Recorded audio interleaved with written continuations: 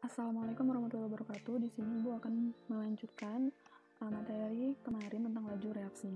Yang pertama, ini Ibu akan menjelaskan tentang teori tumbukan. Jadi, reaksi kimia itu terjadi ketika partikel-partikel zat yang bereaksi atau zat reaksi itu saling bertumbukan. Namun, tidak semua tumbukan yang terjadi akan menghasilkan zat baru. Zat baru dapat dihasilkan dari tumbukan yang berlangsung sempurna. Tumbukan sempurna disebut dengan tumbukan efektif. Nih contohnya, ilustrasi dari tumbukan yang efektif. Misalnya ada suatu zat reaksi, kemudian mereka bereaksi untuk suatu zat baru, menghasilkan zat baru. Zat baru ini akan terbentuk apabila tumbukan yang dihasilkan ini efektif, maka dia akan membentuk ini.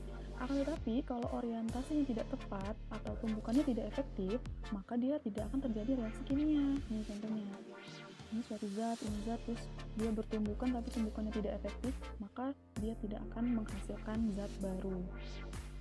Nah, supaya bisa terjadi tumbukan yang efektif, itu harus ada orientasi tumbukan yang tepat. Orientasi itu adalah arah atau letak posisi antar molekul yang bertumbukan ya. Oke, kita lanjut. Faktor-faktor yang mempengaruhi laju reaksi itu ada 4. Yang pertama ada suhu, yang kedua ada konsentrasi, yang ketiga ada luas permukaan, dan yang keempat adalah kat. Yang pertama, suhu.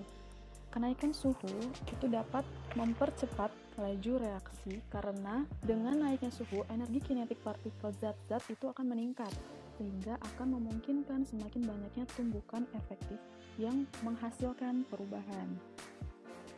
Jadi kalau misalnya suhunya semakin tinggi, maka tumbukan efektifnya tuh semakin banyak, sehingga reaksinya akan cepat berlangsung ya. Contohnya kalau ada sayuran dan buah-buahan yang disimpan di kulkas. Nah, sayuran dan buah-buahan itu perlu disimpan di kulkas karena suhu rendah dapat memperkecil laju reaksi pembusukan, sehingga sayuran dan buah-buahan bisa bertahan lebih lama. Adapun hubungan suhu terhadap laju reaksi, umumnya setiap kenaikan suhu 10 derajat Celcius, maka laju reaksi akan menjadi 2 kali lebih cepat. Ini pada umumnya ya, bisa berubah, bisa 20 derajat kenaikannya. Ininya juga bisa menjadi 3 kali lebih cepat, gitu ya. Nah, dengan menggunakan hubungan ini, jika laju awal reaksi pada suhu tertentu diketahui, maka kita dapat meramalkan berapa besar laju reaksi lain jika suhunya ditingkatkan. Jadi, kalau misalnya ada soal tentang ini, pengaruh suhu kayak gini, itu bisa dijawab dengan 2 rumus ini ya, tergantung apa yang diketahui. Kalau yang diketahuinya tentang laju, berarti pakai rumus yang pertama. Kalau yang diketahui adalah waktu tempuh, berarti pakai rumus yang kedua.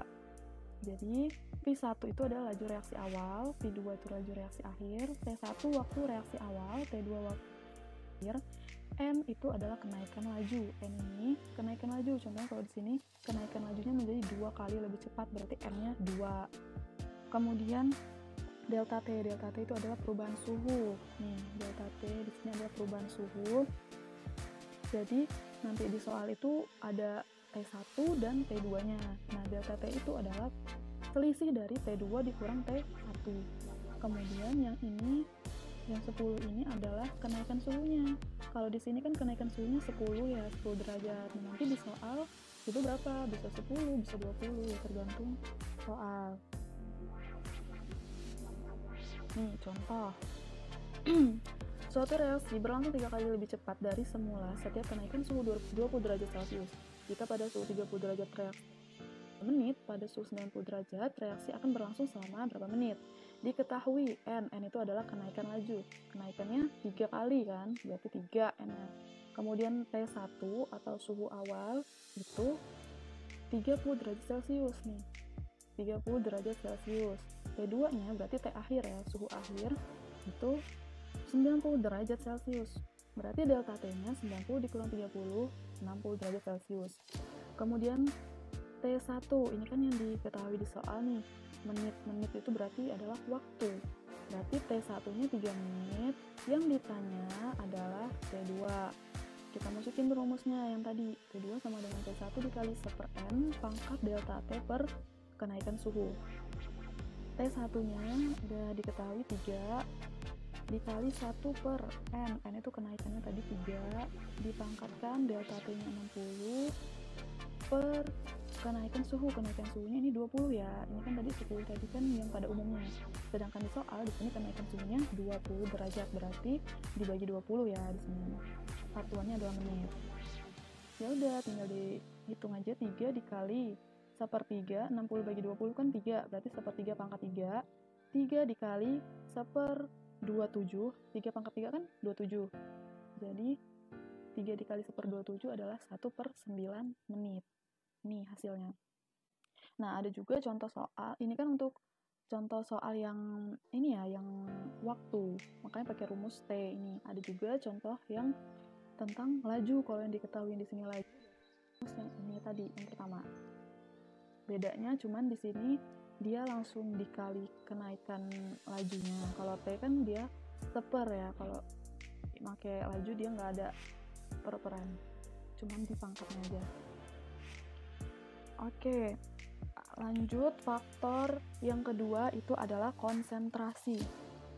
Konsentrasi itu mempengaruhi laju reaksi karena banyaknya partikel memungkinkan lebih banyak tumbukan, dan itu akan membuka peluang semakin banyak tumbukan efektif yang menghasilkan perubahan.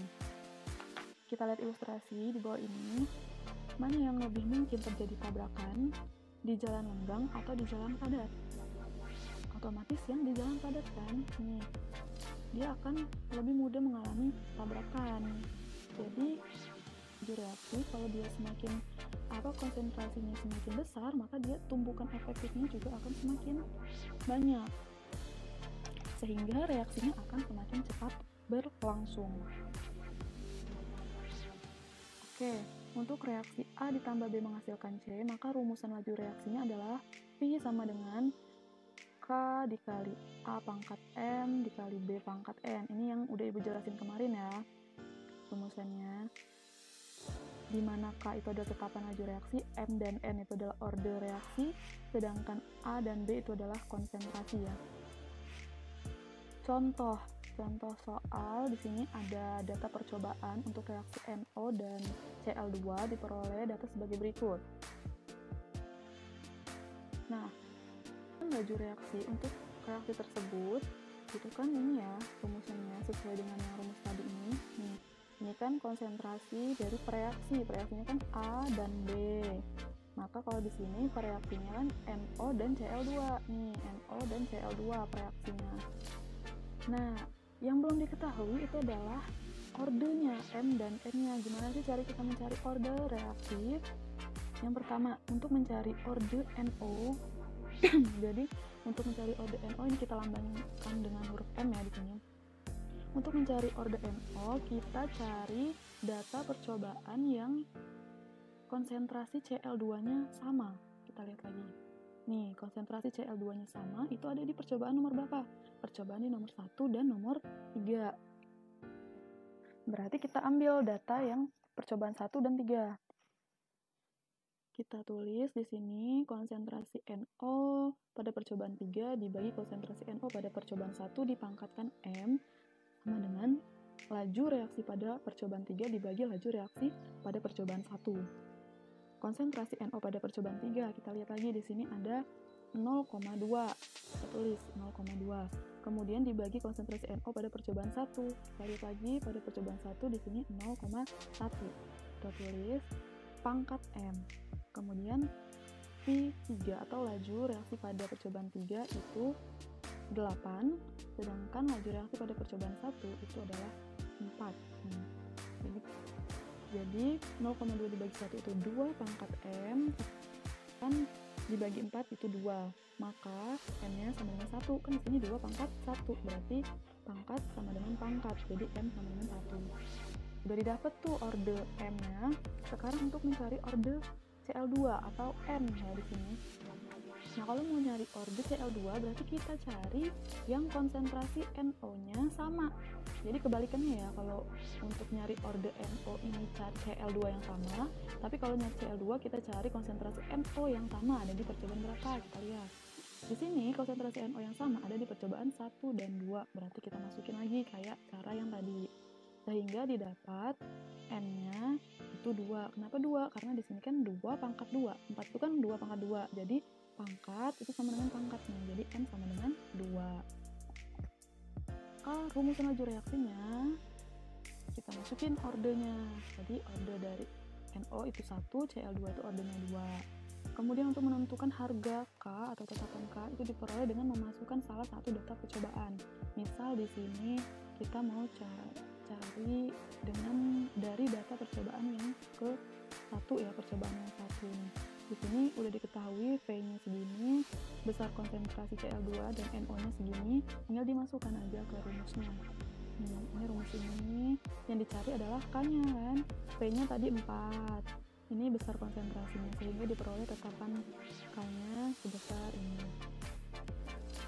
Untuk mencari laju reaksi pada percobaan 4, nih tadi kan belum diketahui tuh laju reaksi pada percobaan 4, udah tinggal dimasukin aja harganya, kemudian konsentrasinya, kemudian ordenya. Nih ya, K-nya tadi didapat segini, konsentrasi pada percobaan 4-nya segini, dipangkatkan dengan ordenya ya, sehingga diperoleh laju reaksinya sebesar ini. Kemudian ada faktor yang ketiga, itu ada luas permukaan. Di sini ada ilustrasi, ada sepotong tahu, kira-kira kalau dipisahkan, dipotong, itu gimana? Kita lihat. Nah, maka luasnya, besarnya akan semakin kecil kan, besar ini ukurannya akan semakin kecil, akan tetapi luas permukaannya semakin besar. Tuh, kita bandingkan dengan tahu yang utuh, misalnya tahu yang utuh kalau misalnya dia bersentuhan gitu, dia kan luas permukaannya semakin kecil. Tapi kalau tahu yang udah dipotong, maka ukurannya semakin kecil sehingga luas permukaannya akan semakin besar. Ya, contohnya lagi ada nih, mana yang lebih mudah larut, gula yang berukuran butir kasar atau yang berukuran butir halus? Otomatis gula yang berukuran butir halus ya, karena dia punya luas permukaan bidang sentuh yang lebih besar daripada yang butirannya kasar. Jadi semakin luas permukaan partikelnya, maka frekuensi tumbukannya semakin tinggi. Ini yang bisa menyebabkan laju reaksinya semakin cepat. Jadi intinya semakin kecil ukuran partikel, maka reaksinya semakin cepat. Faktor yang keempat adalah katalis. Katalis adalah zat yang dapat mempercepat laju reaksi dengan jalan mencari tahap dengan energi aktivasi yang lebih rendah. Katalis itu tidak ikut bereaksi karena di produk akan terbentuk kembali. Jenis katalis itu ada 2, ada homogen dan heterogen. Di sini contohnya nih ada grafik energi ya. Grafik energi tanpa katalis dan dengan katalis. Kalau misalnya suatu reaksi itu tidak diberi katalis, maka energinya akan besar. Dia membutuhkan energi untuk menghasilkan produk itu. Dia besar energinya nih, tinggi ya energinya, tanpa katalis. Akan tetapi kalau kita beri katalis dalam reaksi tersebut, maka energi aktivasinya akan turun nih energinya, sehingga mempercepatkan laju reaksi yang terbentuk. Produk yang terbentuk itu akan semakin cepat. Jadi katalis ini merupakan salah satu faktor yang bisa membentuk reaksi.